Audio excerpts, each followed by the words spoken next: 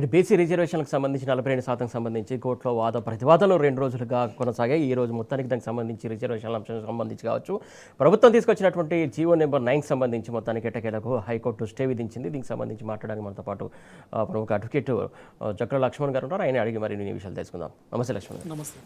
సరే, ఏదైతే మొత్తానికి కోర్టు ఇచ్చినటువంటి తీర్పుకు సంబంధించి స్టేకి సంబంధించి మీరు ఏమంటారు? క్లియర్గా మీరు సురేష్ గారు నిన్న మొన్నటి నుంచి నేను డిబేట్లో వస్తున్నాను, క్లియర్గా చెప్పాను. అంటే ఎక్కడ కూడా రాజ్యాంగం అనేది భారతదేశంలో ఒక రాజ్యాంగం ప్రకారమే పరిపాలన కావచ్చు, కాన్స్టిట్యూషన్ కావచ్చు, లెజిస్లేషన్ కావచ్చు, ఈ 3 విభాగాలు పనిచేస్తున్నవి. ఆ రాజ్యాంగాన్ని వైలేట్ చేసినప్పుడు, రాజ్యాంగాన్ని అతిక్రమించినప్పుడు, రాజ్యాంగ పరంగా చేయనప్పుడు అది ఇలాంటి జీవోలు అనేవి నిలవవు అనే విషయం నాకు తెలిసి 7th క్లాస్ చదివే పిల్లలకు కూడా రాజ్యాంగం మీద చిన్న అవగాహన ఉన్న వాళ్ళకు కూడా తెలుస్తుంది. కానీ ఎక్కడ కూడా షెడ్యూల్ 9 ప్రకారం కాకుండా క్లియర్ ఈరోజు కూడా మేము హైకోర్టులో అబ్జర్వేషన్ చేయడం జరిగింది. ఆర్గ్యుమెంట్స్ ఏజీ గారి వాదనలు కావచ్చు, మిగతా పిటిషనర్స్ తరపున వాదనలు కావచ్చు, విన్న తర్వాత ఒకటే అర్థమైంది, అసలు జీవో 9ని తీసుకురావాల్సిన అవసరం ఏముంది. 42% రిజర్వేషన్ నిజంగా బీసీలకు ఇవ్వాలనుకుంటే రేవంత్ రెడ్డి గారి ప్రభుత్వము, నిజంగా కేసీఆర్ గారి ప్రభుత్వం తీసుకొచ్చిన పంచాయతీరాజ్ యాక్ట్ 2018లో చేసినటువంటి అమెండ్మెంట్ బిల్లుని గవర్నర్ దగ్గర పంపడం జరిగింది. ఇక గవర్నర్ దగ్గరికి పంపినప్పుడు గవర్నర్ దగ్గర నిర్ణీత కాల వ్యవధి దాటకముందే ఈ జీవో ఎందుకు తీసుకొచ్చారు? అదే కాల దాటకముందు అట్లీస్ట్ వన్ రిక్వెస్ట్ లెటర్, ఎట్లా రిప్రజెంటేషన్ కూడా, మాకు స్టూడెంట్స్ పంచాయతీ ఎన్నికలు రాబోతున్నవి, దాంట్లో మేము బీసీలకు గత కొన్ని సంవత్సరాలుగా అన్యాయం జరుగుతుంది, మా ప్రభుత్వం చిత్తశుద్ధితోనే 42% రిజర్వేషన్ మేము కల్పించదలుచుకున్నాము, కాబట్టి మీరు పెద్ద మనసుతో దాన్ని యాక్సెప్ట్ చేయండి బిల్లుని అట్లీస్ట్ రేవంత్ రెడ్డి గారు ప్రభుత్వం ఎందుకు రిప్రజెంట్ చేయలేదు? అలా చేయకుండా కాల వ్యవధి దాటిన తర్వాత డీమ్డ్ టు యాక్సెప్టెన్స్ డిలే అనేది గవర్నర్ గారు ఆ బిల్లుని ఆమోదించుకోవడానికి కొంత నిర్ణీత కాల వ్యవధి వరకు వేచి చూసి దాని తర్వాత వాళ్ళని యాక్సెప్ట్ చేయకపోతే దాన్నే డీమ్డ్ టు యాక్సెప్టెన్స్ కింద బిల్లు అది చట్టం అయ్యేది. నిజంగా అప్పటి వరకు ఎందుకు కాగలేదు అంటే ఇక్కడ నిజంగా బీసీలకు 42% రిజర్వేషన్ ఇవ్వదలుచుకుంటే అట్లీస్ట్ గవర్నర్ ఎందుకు దాన్ని యాక్సెప్ట్ చేయట్లేదని హైకోర్టులో పిటిషన్ వేయాల్సిందే. ఇంతకుముందు కేసీఆర్ గారి ప్రభుత్వం చాలా సందర్భాలలో కొన్ని బిల్స్ను గవర్నర్ గారు ఆమోదించకుంటే హైకోర్టులో ఛాలెంజ్ చేసిన సందర్భాలు మనం చూసినాం. అప్పుడు గవర్నర్ గారు అంటే యాక్సెప్ట్ చేశారు. అలాంటి పిటిషన్లు హైకోర్టులో ఎందుకు వేయలేదు? 42% జీవోకి ఎగనెస్ట్గానే కొందరు సామాజిక వర్గానికి చెందిన వ్యక్తులు ఎందుకు ఆ జీవోని ఛాలెంజ్ చేయాల్సి వచ్చింది? ఎందుకు ఆ జీవోకి సంబంధించిన లీగల్గా జీవోని ఇష్యూ చేయలేదు? అంటే ఇక్కడ బీసీలకు 42% రిజర్వేషన్ ఇవ్వాలనే ఆలోచన నిజంగా లేదని మనకు క్లియర్గా కనబడుతుంది సురేష్ గారు. అంటే ఒకవేళ మీరు అన్నట్టు ఖచ్చితంగా ఇవ్వాలని అనుకుంటే గిట్ట చట్టం రూపంలో ఫస్ట్ డే 1 చెప్పింది, వీళ్ళు అధికారంలోకి వచ్చిన టైంలో చెప్పింది చట్టం తీసుకొస్తాం, చట్ట ప్రకారమే చేస్తాం అని చెప్పేసి వాళ్ళు చెప్పిన మాటలు ఏంటి, వీళ్ళు చేస్తున్న చేతలు ఏంటి? నిజంగా అదే ఇప్పుడు నేను ఇంతకుముందు చెప్పాను, కేసీఆర్ గారి ప్రభుత్వం పంచాయతీరాజ్ యాక్ట్ని తీసుకురావడం జరిగింది. నిజంగా రేవంత్ రెడ్డి గారు యాక్ట్ని క్యాన్సిల్ చేసి కొత్త యాక్ట్ మీరు తీసుకొచ్చేది ఉండే, కొత్త యాక్ట్ని తీసుకొచ్చి కొన్ని సవరణలు తీసుకొస్తారా, లేదంటే కొత్త యాక్ట్ని మీరు డ్రాఫ్ట్ చేస్తారా? అప్పుడు గవర్నర్ రిక్వెస్ట్ చేసి గవర్నర్తో యాక్సెప్ట్ చేపిస్తే ఈరోజు తెలంగాణ బీసీ సమాజం జేజేల పలికేటోళ్ళు మీకు. అంటే నిజంగా లీగల్గా నిజంగా ఎవరికైనా కొత్త లా స్టూడెంట్స్ కూడా అర్థమవుతుంది సురేష్ గారు. అంటే జీవో అనేది చట్టబద్ధత లేకుండా ఒక గెజిట్ నోటిఫికేషన్ ఇష్యూ చేసినటువంటి ఒక పత్రం, రాజపత్రం అంతే. దానికి చట్టబద్ధత ఉంటుందని చెప్పి పిటిషనర్ గారి తరపున కావచ్చు, కొందరు ప్రభుత్వం తరపున వాదనలు మనం విన్న తర్వాత అర్థమవుతుంది. అంటే ఇలాంటి జీవో బేస్ చేసుకొని ఎలక్షన్ నిర్వహించడానికి మాకు ఆదేశాలు ఇవ్వమని చెప్పి చెప్పడం జరుగుతుంది. ఎక్కడ కూడా రాజ్యాంగం అనేది ఇప్పుడు కోర్టుల విధులు నిర్వహించడం కూడా రాజ్యాంగం ప్రకారమే, అందులో ఉన్న షెడ్యూల్స్ పొందుపరిచినటువంటి కొన్ని నిబంధనల ప్రకారమే కోర్టులు పనిచేస్తాయి, రాజకీయ పార్టీలు పనిచేస్తాయి, రాజకీయ నాయకులు పనిచేస్తాయి, అసెంబ్లీ పనిచేస్తుంది, మాలాంటి అడ్వకేట్స్ కూడా పనిచేస్తున్నారు, మీడియా కూడా పనిచేస్తుంది. వాటికి వైలేషన్ జరిగినప్పుడు మాత్రం ఈ జీవోల వల్ల వచ్చే ప్రయోజనం ఉండదు. ఇప్పుడు ఈరోజు జీవోలో హైకోర్టు స్టే ఇచ్చిందంటే నిజంగా జీవోలో చట్టబద్ధత ఉంటే స్టే వచ్చేది కాదు, దాన్ని యాక్సెప్ట్ చేస్తూ ఎలక్షన్ కంటిన్యూ చేయమని చెప్పేది. అంటే దానిలో చట్టబద్ధత లేదు కాబట్టి ఈరోజు హైకోర్టు జీవో 9లో స్టే ఇవ్వడం జరిగింది. కానీ 4 వారాల్లో గవర్నమెంట్కి టైం ఇచ్చింది, 4 వారాల్లో కౌంటర్ దాఖలు చేయాలన్నది. కాకపోతే ఇక 6 వారాల పాటు దీనికి సంబంధించి ఈ ఇష్యూకి సంబంధించి వాయిదా రూపంలో ఉన్నది. మొత్తం దాదాపు అంటే నవంబర్ 20th వరకు దీనికి సంబంధించి స్టే ఇలాగే కొనసాగే అవకాశం ఉంది. ఈ నేపథ్యంలో ముఖ్యంగా ఎలక్షన్ సంబంధించి విషయానికి వచ్చేస్తే ఆల్రెడీ అదే హైకోర్టు సెప్టెంబర్ 30 లోపు ఖచ్చితంగా ఎలక్షన్ నిర్వహించాలి స్థానిక సంస్థ ఎన్నికలు అని చెప్పేసి సూచించింది. ఆ గైడ్ లైన్స్ పాటిస్తుందా లేకుంటే ఏంటి అసలు ఎట్లా? అంటే అది ప్రభుత్వం అదేవిధంగా ఎన్నికల కమిషన్ మీద ఆధారపడి ఉంటుంది. అంటే నిజంగా దాని ప్రకారం ఇప్పుడు హైకోర్టు చెప్పిన డైరెక్షన్ అంటే ఆర్డర్ ఇవ్వడం లేదు కానీ సూచించింది అంతే. కానీ ఇక్కడ అట్లా నిర్వహిస్తే పాత పద్ధతినే పాటించాల్సి వస్తుంది. బీసీలకు రిజర్వేషన్ కావచ్చు, ఎస్సీ ఎస్టీలకు రిజర్వేషన్ కావచ్చు. ఇప్పుడు పాత పద్ధతినే ఫాలో అయినప్పుడు ఈ 42% రిజర్వేషన్ ఎందుకు తీసుకొచ్చింది? ఇదే విషయం రిజర్వేషన్ నిజంగా జీవో తీసుకురాకుండా పాత పద్ధతి ప్రకారం ఎలక్షన్ నిర్వహిస్తే మిమ్మల్ని ఎవరేమన్నారు అనేవాళ్ళు? ఇంతకుముందు కేసీఆర్ గారు ప్రభుత్వం తీసుకొచ్చింది దాని ప్రకారం మేము చేస్తున్నామని అంటే అయిపోతుండే కదా. అంటే బీసీ సామాజిక వర్గాలని పొలిటికల్గా ఇబ్బందులు పెట్టాలి, పొలిటికల్ డిస్టర్బ్ చేయాలని ఈ జీవో తీసుకొచ్చి అనిపిస్తుంది. అంటే కావాలనే బీసీ సామాజిక వర్గానికి సంబంధించి ఏదైతే చట్టం దాల్చింది ఇది ఖచ్చితంగా చెల్లుబాటు కాదనే విషయం ప్రభుత్వానికి తెలిసే చేసింది అనుకోవాలా లేకుంటే ఎట్లా? అంటే నిజంగా ఇప్పుడు ప్రభుత్వానికి సంబంధించిన రేవంత్ రెడ్డి ప్రభుత్వానికి లీగల్ అడ్వైజర్స్ ఉంటారు, ఏజీ ఉంటారు, అడిషనల్ ఏజీ ఉంటారు, ప్రభుత్వానికి పర్సనల్గా లీగల్ అడ్వైజర్లు ఉంటారు. అదేవిధంగా ఈ జీవో ఇష్యూ చేసే ముందు కూడా జీవో ఇష్యూ చేయడానికి కూడా కొందరు లీగల్ అడ్వైజర్స్ ఉంటారు. నిజంగా వాళ్ళు మరి అడ్వైజ్ చేశారా, రిపోర్ట్ ప్రాపర్గా ఇచ్చారా, ఇవ్వలేదా, అసలు అంత ప్లాన్డ్గానే చేశారా? హైకోర్టు చాలా ఈరోజు చీఫ్ జస్టిస్ గారు చాలా కొన్ని ఇష్యూస్ని రేజ్ చేయడం జరిగింది. అసలు జీవో చేయాల్సిన కారణం ఏంది, జీవో ఎందుకు తీసుకొచ్చారు, చట్టం గవర్నర్ దగ్గర బిల్లు పెండింగ్ ఎందుకు ఉంది, అక్కడ దాన్ని ఎందుకు మూవ్ చేయలేదు అనే చాలా విషయాలలో గవర్నర్ మీరేమన్నా అడిగారా? చాలా విషయాలలో ప్రభుత్వానికి స్పష్టత లేదు ఈరోజు. అందుకే దానిలో జీవో 9ని స్టే ఇవ్వడం జరిగింది. అంటే ఏజీ కావచ్చు వీళ్ళంతా సరైన సమాధానాలు చెప్పలేకపోయారా? కోర్టు సంబంధించినటువంటి జడ్జి అసంతృప్తి చెందినారా లేకుంటే ఎట్లా? అసలు నిజంగా సమాధానాలు ప్రాపర్గా ఉంటే జీవో ప్రాపర్గా ఉన్నప్పుడు సమాధానం కూడా ప్రాపర్గా ఉంటుంది. సురేష్ గారు జీవో ప్రాపర్గా లేనప్పుడు సమాధానం ఏజీ గారు చెప్పిన వాదనలు కోర్టు యాక్సెప్ట్ చేస్తే స్టే వచ్చేది కాదు. నిజంగా జీవో ప్రాపర్గా లేదు, చట్టబద్ధంగా లేదు, ఇల్లీగల్గా ఉంది, కాన్స్టిట్యూషన్ వైలేషన్ జరిగింది కాబట్టి దాని మీద స్టే రావడం జరిగింది. దానివల్ల ఏమవుతుంది, బీసీ సామాజిక వర్గానికి కొంత నష్టం జరిగినట్టు మనకు క్లియర్గా కనబడుతుంది. అంటే ఎన్నికలు నిర్వహించాలనే చిత్తశుద్ధి గవర్నమెంట్లో కనబడుతుంది అనుకోవాలా లేకుంటే ఏంది అనుకోవాలా? అసలు అంటే ఇక్కడ ఎన్నికలు నిర్వహించాలనుకున్నప్పుడు ఈ జీవో వచ్చేది కాదు సురేష్ గారు. అంటే పద్ధతి ప్రకారమే ఎన్నికలు నిర్వహించేది ఉంటే నిజంగా ప్రభుత్వానికి నిజంగా బీసీకి చేయాలనుకుంటే ఇదే ప్రజలకి చాలా విషయాలలో మనం చూసాం. ఏది కాళేశ్వరం కమిషన్ ముందు ప్రెస్ మీట్ పెట్టి చెప్పడం జరిగింది. జ్యుడిషియల్ కమిషన్ అది కమిషన్లో ఉన్న ఇష్యూస్ని ప్రెస్ మీట్ పెట్టి చెప్పినట్టు ఇప్పుడు మేము బీసీ వర్గాలకి 42% రిజర్వేషన్ ఇవ్వదలుచుకున్నాము, కానీ ఇది చట్ట ప్రకారం వెళ్ళడానికి కొంత సమయం పడుతుంది. దాన్ని అమెండ్మెంట్ చేసినాం, అన్ని పార్టీలు దీనికి మద్దతు తెలిపినా బిల్లు గవర్నర్ ఆమోదం పొందడానికి కొంత సమయం పడుతుంది, మేము ఫైట్ చేసి ఎట్లయినా బిల్లును సాధించుకుంటాం అని చెప్పి అది పెండింగ్ పెడుతూ మీరు పాత ప్రకారం రిజర్వేషన్ దాచుకుంటే అట్లీస్ట్ కొంత నమ్మకం ఉండేది.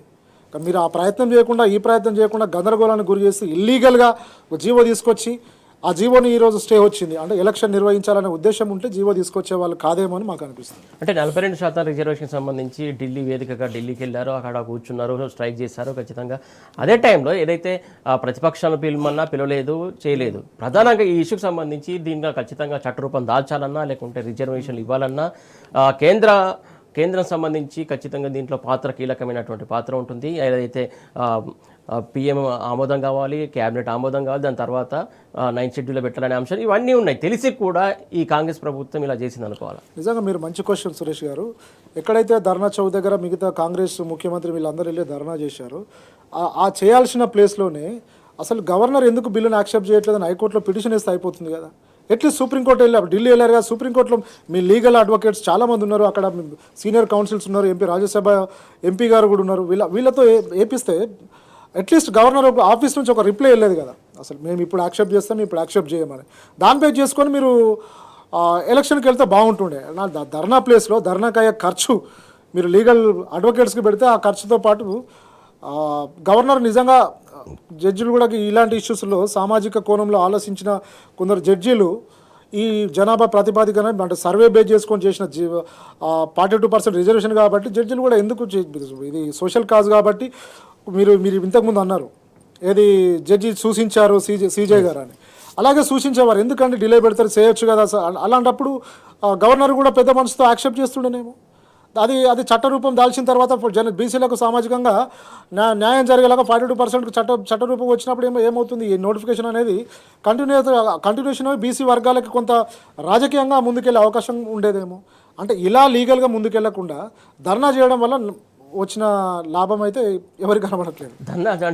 ధర్నా అంటే ఒక విషయం గుర్తుకొస్తుంది. నాడు 1992 ఆ టైంలో తమిళనాడుకు సంబంధించి తమిళనాడు సర్కార్ ఏదైతే జయలలిత గారు కావచ్చు వాళ్ళంతా ఏకంగా మొత్తానికి ఇక్కడ ఉన్నటువంటి వ్యవస్థనంతా తీసుకపోయి ఢిల్లీ కేంద్రంగా కూర్చుని ఆనాటి ప్రధాని ముందు కూర్చుని కరాఖండిగా నిరసన వ్యక్తం చేశారు. వాళ్ళు హక్కులు సాధించుకున్నారు. ఆ రకంగా చేయాల్సింది పోయి ఈ రకంగా చేస్తే ఎవరి లబ్ధి కోసం చేసినట్టు, ఎవరిని నయవంచన గురి చేసినట్టు. ఇదే మన జయలలిత, అందుకే నేను మొన్న న్యూస్లో కూడా చెప్పాను సురేష్ గారు, జయలలిత గారు లేకున్నా ఈరోజు తెలంగాణ రాష్ట్ర వ్యాప్తంగా తను చేసినటువంటి ఆ కృషి బీసీ వర్గాలకు కావచ్చు, కొన్ని వెనుకబడిన తరగతులకు కావచ్చు, అది ఈరోజు మనకు ఎగ్జాంపుల్ అవుతుంది. నిజంగా ఇదే జయలలిత గారు చేసినట్టు ఇదే రేవంత్ రెడ్డి గారు అట్లీస్ట్ మోడీ గారి అపాయింట్మెంట్ తీసుకొని మీ ఎంపీలే చాలామంది ఉన్నారు, ఎంపీలతో ఒక రిప్రజెంటేటివ్ ఇప్పిస్తే బాగుండేది, టైం తీసుకొని ఎక్స్ప్లెయిన్ చేస్తే బాగుండేది, రాష్ట్రపతి టైం తీసుకొని ఎక్స్ప్లెయిన్ చేస్తే బాగుండేది, అట్లీస్ట్ గవర్నర్ గారు అపాయింట్మెంట్ తీసుకొని గవర్నర్కి ఎక్స్ప్లెయిన్ చేస్తే బాగుండేది.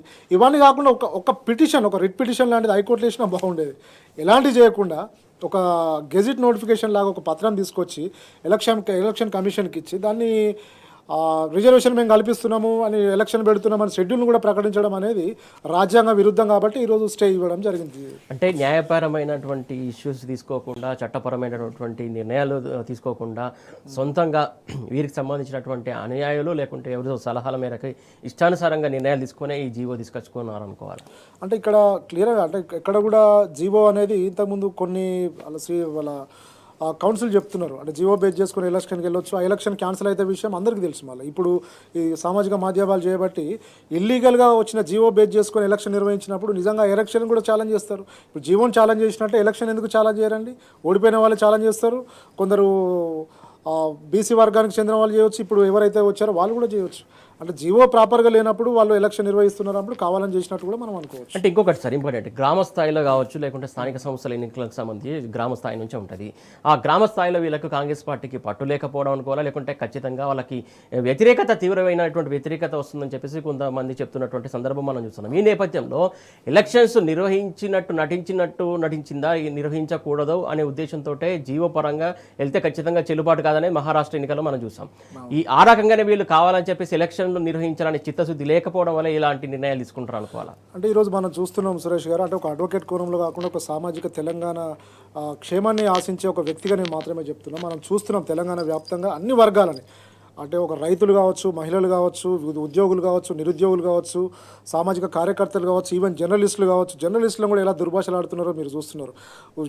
ఉస్మానియా యూనివర్సిటీ స్టూడెంట్లు కావచ్చు, మా బీఆర్ఎస్ సోషల్ మీడియా కార్యకర్తలు కావచ్చు, ఎవరికి కూడా అంటే సామాజిక కోణంలో చూస్తే ఎవరికి కూడా ఈరోజు అంటే ఫైనాన్షియల్ అంటే ఆర్థిక ఫలాలు అందడంలో కావచ్చు, ప్రభుత్వ ఫలాలు అందడంలో కావచ్చు, సంక్షేమ పథకాలు అందడంలో కావచ్చు, ప్రభుత్వం విఫలమైన పరిస్థితి మనం చూస్తున్నాం. ఈవెన్ బస్సులు కూడా ఫ్రీగా ఇస్తే కొట్టుకుంటున్నారు, మరి ఎందుకో మనకు తెలియదు. ఈరోజు బస్ ఛార్జీలు పెంచారు, అంటే ఎక్కడ కూడా తీవ్ర వ్యతిరేకత అనేది కనబడుతుంది. కాబట్టి ఈ ఎలక్షన్ నిర్వహించాలనుకుంటే నిజంగా చట్టబద్ధంగా అమెండ్మెంట్ బిల్ వచ్చిన తర్వాతనే ఎలక్షన్కి వెళ్తే అయిపోయేది. నిజంగా నిర్వహించాలనే ఆలోచన లేనప్పుడు మాత్రమే ఇలా లీగల్గా డిఫెక్ట్ ఉందని ముందే వాళ్ళు గమనించి జీవో తీసుకొచ్చి ఎట్లా స్టే వస్తుందని ముందే గమనించి ఇలా చేసిరేమో అని మనకు అనిపిస్తుంది. ఇంకోటి ముఖ్యంగా ఎలక్షన్ కమిషన్ సంబంధించి కూడా ఈ విషయంలో ఇప్పుడు కోర్టు గైడ్లైన్స్ చూసి అవన్నీ చూసి వాళ్ళు న్యాయ సలహా తీసుకొని ఎలాంటి నిర్ణయం తీసుకుంటారు అనుకోవచ్చు, లేకుంటే ఎలక్షన్స్కి వెళ్తారనుకోవచ్చా, లేకుంటే గ్యాప్ ఇస్తారనుకోవాలి? అంటే ఇప్పటికైనా రేవంత్ రెడ్డి గారి ప్రభుత్వానికి నిజంగా ఒక బీసీల మీద ప్రేమ, అభిమానం, వాళ్ళు ఎదగాలనే ఒక ఆశ ఉంటే మాత్రం ఇప్పటికైనా గవర్నర్ దగ్గర పెండింగ్ ఉన్న బిల్లుని యాక్సెప్ట్ చేయించుకొని మోడీ గారి దగ్గరికి వెళ్ళి రిక్వెస్ట్ చేసుకొని 9th షెడ్యూల్ ఆ బిల్లుని పెట్టినట్టయితే క్లియర్గా చట్టబద్ధత వస్తుంది. రేవంత్ రెడ్డి గారి పేరు చిరస్థాయిగా ఉంటుంది చరిత్రలో. కానీ అలా కూడా చేసే అవకాశం ఇప్పుడు కూడా హైకోర్టు కల్పించింది. ఇంకా 1 month టైం ఉంది. ఆ 1 month టైంలో ఇప్పుడు చేసే అవకాశం ఉంది. మా గౌరవ కేసీఆర్ గారు మద్దతు ఇస్తారు, కేటీఆర్ గారు మద్దతు ఇస్తారు, హరీష్ గారు మద్దతు ఇస్తారు, మా పార్టీ క్లియర్గా మద్దతు ఇస్తుంది. మా బీఆర్ఎస్ లీగల్ టీం కూడా లీగల్గా మీకు ఏమైనా సపోర్ట్ చేయాలన్నా చేస్తుంది. బీసీ వర్గాల కోసం అసెంబ్లీలో కూడా రేవంత్ రెడ్డి గారు ప్రవేశపెట్టినటువంటి అమెండ్మెంట్ బిల్లు కూడా సంపూర్ణ మద్దతు ఇవ్వడం జరిగింది. ఇలాంటివి మీరు చేస్తే నిష్పక్షపాతంగా బీఆర్ఎస్ పార్టీ మద్దతు తెలపడానికి ఎలాంటి ప్రతిపక్ష బీఆర్ఎస్ పార్టీ మద్దతు తెలుపుతుంది, అందరు మద్దతు తెలుపుతున్నారు. కాకపోతే కాంగ్రెస్లోనే చిత్తశుద్ధి లేదనిపిస్తుంది. ముఖ్యంగా ఒక పాయింట్ చెప్పదలుచుకున్నాను, ఏదైతే పీఎం మోడీ అపాయింట్మెంట్ అంటున్నారు, కాకపోతే ఏదైతే ఢిల్లీ వేదికగా బీసీ రిజర్వేషన్లకు సంబంధించి స్ట్రైక్ చేసిన సందర్భంలో రాహుల్ గాంధీ పీఎం అయిన తర్వాత దీన్ని తీసుకొస్తాము అనే ఒక మాట అన్నారు. అంటే ఆయన పీఎం గారు ఈ రిజర్వేషన్ రావనేదా అర్థం? అంటే అది నిజంగా అంత దూరం వెళ్ళాల్సిన అవసరం ఏముంది? అప్పటిదాకా మరి బీసీలకు రిజర్వేషన్ ఉండొద్దా? అప్పటిదాకా బీసీలు అంటే మీకు ఓట్లు వేయాలా? అంటే పీఎం కాకపోతే అప్పటి వరకు ఇంకా రిజర్వేషన్ ఉండొద్దా? అంటే చట్ట ప్రకారం రాజ్యాంగ ప్రకారం జనాభా ప్రాతిపదికన ఇవ్వాల్సిందని ఇవ్వకుండా ఇలా కల్లబొలి మాటలు చెప్పి జస్ట్ ఫాల్స్ స్టేట్మెంట్ ఫాల్స్ జీవోలు తీసుకొచ్చి భయభ్రాంతులకు గురి చేసి బీసీ సామాజిక వర్గాలను ఇంకా వెనుకబాడేలాగా చేయడానికి ఇది ఒక కుట్రనేమో అనిపిస్తుంది. Right, thank you sir, thank you so much. మొత్తానికి చూస్తున్నాం కదా, అయితే బీసీ సామాజిక వర్గానికి తీవ్రని అన్యాయం చేయడానికే కుట్రపూరితంగా ఇది కాంగ్రెస్ ప్రభుత్వం చేస్తుంది. దానికి సంబంధించి మొత్తానికి కోర్టులో కూడా స్టే ఇచ్చిందని చెప్పేసి చెప్తున్నారు. ఇది వాటి పరపర అడుగుదాం. Keep watching tea news.